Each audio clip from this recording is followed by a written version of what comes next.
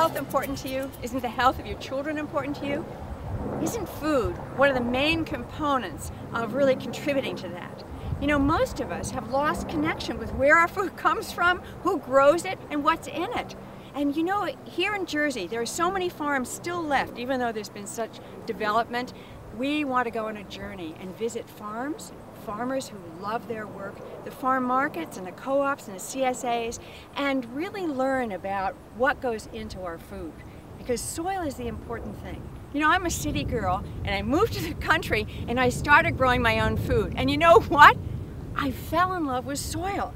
I fell in love with the wonderful, the smell and the texture of it when it's healthy, and all of the bacteria and fungi and worms and microbes and everybody who's working together to give us the nutrition that goes into our food. So here we are at a farm. It's called Cherry Grove Organic Farm, and it's owned by a family that's lived in this area for a long time. And they looked for a farmer to turn it into a farm, and Matt is the farmer who has been here for 8 years.